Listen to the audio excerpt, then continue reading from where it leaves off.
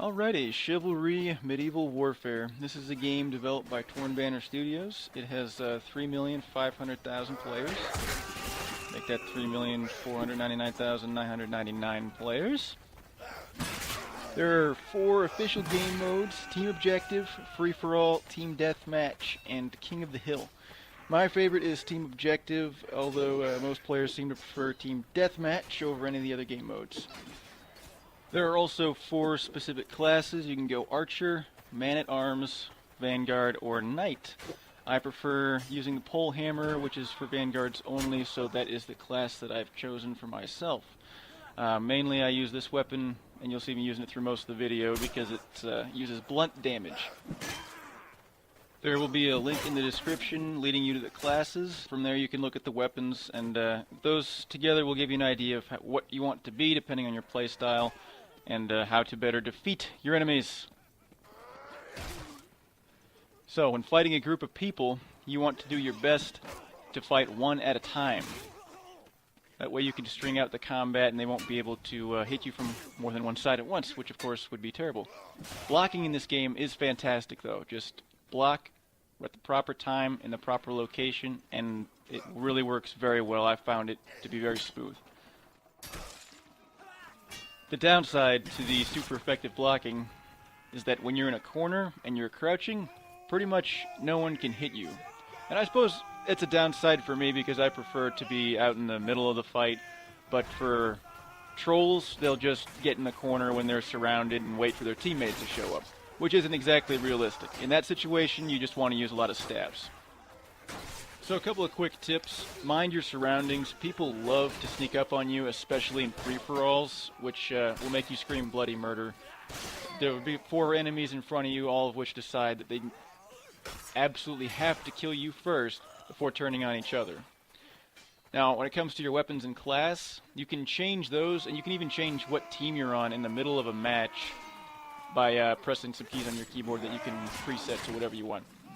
Now, friendly fire is on. You do the same damage to your team as you do to the enemy's team. So in customization, make sure you stick with your team's colors for that team. Don't turn yourself gray, because I will kill you, and it will be an accident. Now what we have here is an example of a duel. Even though there's more than one player on one side of the enemy team, only one player remains on the other. So they kind of show a little bit of honor to enemies. Oh, except when they chop their faces up. By letting those enemies fight 1 against 1 even when they don't have a chance. Like for instance right here we have 1 blue against 3 red. They know it's over, he knows it's over, so they just do a 1v1. He's going to fight the first guy, and if he wins he'll fight the second guy, continuing on from there. While this is one example of honor to enemies, you have to remember this is a simulated war game. Don't expect anyone to fight fair or show you any kind of measure of hand-holding. They are going to kill you any way that they can, period, in the story. Right up to kicking you off the edge of the game map. That being said, there are servers set up specifically for new players, levels 0 to 15, so that you can practice against people who are your own level. Alright, now when showing honor to your enemies in a duel, if they just sit here like this guy's doing, they're stalling for time so that they can regain their health points, because if you crouch in one place and just stay there for a moment, your health is going to start to come back. So if you don't take advantage, the second that you initiate that duel and start fighting, you're going to pay for it.